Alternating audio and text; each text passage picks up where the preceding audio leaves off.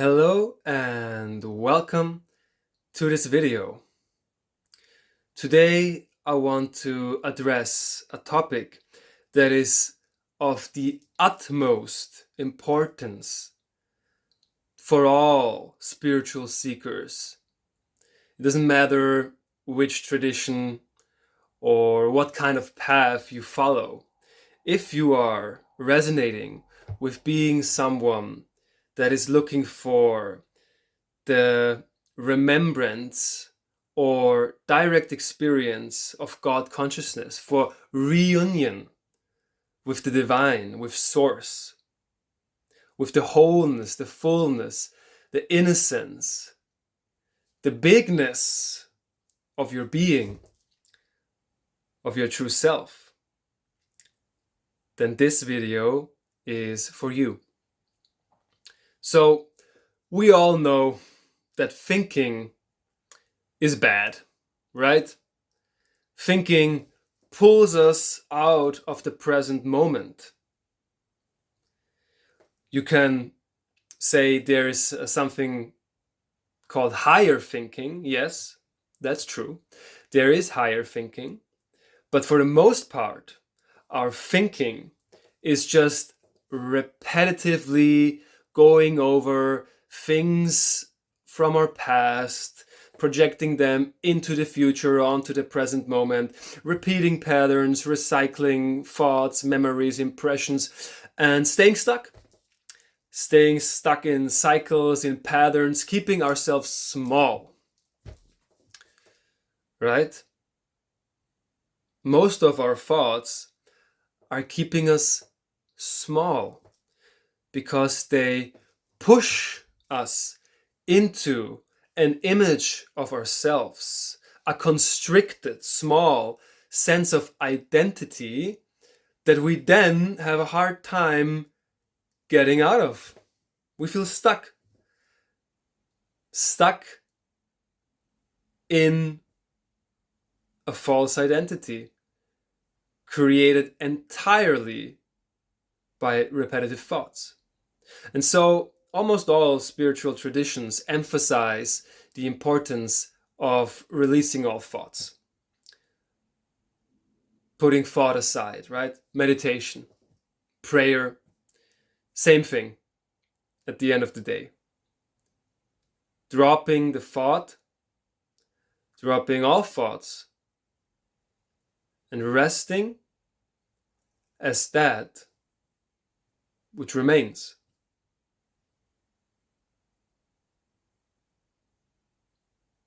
It's beautiful. It's a beautiful practice. And your bigness, your expansiveness naturally can emerge. We can breathe again because we don't feel so constricted by these repetitive thoughts in our head that constantly tell us what is right and wrong and what we have to do and what we shouldn't do. You know, they limit our possibilities so incredibly much. No wonder life sucks if you're living in your head. And I want to talk more about what is it that makes it so hard for us to stop thinking. You know? Because you probably notice that in certain settings with certain people, or in a specific conducive environment that is helpful to meditation, to prayer, you find it quite easy to stay without thought. You know, if you're at home by yourself, on your meditation cushion, or with good friends, you know, it's quite easy. But there are situations where it's very difficult to not move into the head and again create this constricted, limited sense of self. You know, and an example I want to bring to you now is the example of speaking on stage. You know, imagine you're on a big stage. And I'm sure you've had experiences like that before, maybe not on a big stage, but just speaking in front of a group of people, maybe in school, class presentations. And in those situations, you might have noticed it's quite difficult to not move into the head, right? Start thinking about what could go wrong and what you have to say, and being completely like self-conscious, in this bubble of fixation on your performance, right? And how other people perceive you. Why is that? Because we feel threatened and we want to protect ourselves. The mind, the egoic mind, has developed as a defense mechanism, as a survival mechanism that is always on the lookout, always alert, watching for potential dangers and potential rewards also,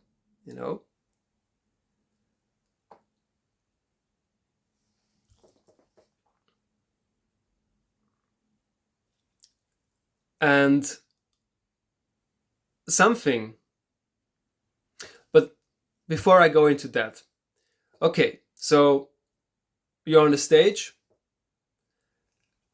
and you feel the tension, you feel the pressure, maybe, right? And you move up into the head and start thinking, protecting yourself. But what are you actually protecting yourself from? You're protecting yourself from emotions, feelings in the body. You're protecting yourself from an amount of intensity that is too much for your nervous system. And so you disconnect from the body and go up into the head. And in a lot of spiritual circles, you are told that the body is an illusion. Disregard the body. It's an illusion, Transcend into the Godhead. Body is just an illusion. And ultimately, there is truth to that. But for almost all beings, the most important thing to do is to honor the body as a divine temple and to strengthen its capacity to embrace intensity in all situations. Making the body your true home so that your consciousness, your divine consciousness, the consciousness that is hearing these words right now effortlessly, has a place to rest, has a true home. If you are not comfortable within your body, where else can it go but into the head and create all kinds of shenanigans and nonsense? For me, there was a game changer. I tried to get away from the body for most of my life. I didn't want to be here. I didn't want to be a human facing all of these difficult emotions. It was too much for me. And I'm sure you can relate to that in your unique and individual way. And so, for the last couple of years, my main focus, or one of my main foci, has been honoring the body and making peace with resting into the body, embracing it, feeling it all, feeling the intensity, strengthening the nervous system that allows me to stay present, grounded, and rooted in all kinds of situations. Not just the preferable situations, sitting on your meditation cushion and then going out and disconnecting from the body again and staying in your head, trying to transcend the world. A lot of spiritual seekers still do that. And it's not going to lead to the reunion that you crave. It's not going to lead to the wholeness, to the aliveness, to the bigness that you deserve. And so the intention for this video is to show you and to make it accessible for you to embrace the body again. Try it in this moment. Feel into your belly. We store a lot of emotions in our belly, deep down, under the navel, and just maybe watch the breath, observe it come and go, make a bit more space for it in the belly, and drop down, drop in, rest into yourself. The body is always present. It has never missed a moment. It is always right here, right now. It has a perfect attendance record for being present. While the mind is always playing in the realms of past and future, the body is here. It's just present all the time. Because it's divine. It's your divine temple. And transcendence happens not in spite of the body, but through the body. Transcendence, true transcendence, the kind of transcendence that includes everything. It doesn't have to push anything away. It includes the body. It honors the body. God's love, the love that is consciousness, life itself, doesn't exclude anything. And so, may you be blessed with a beautiful relationship to your own body that has been given you for this life. It's a gift from God. And it's time we start treating it as such.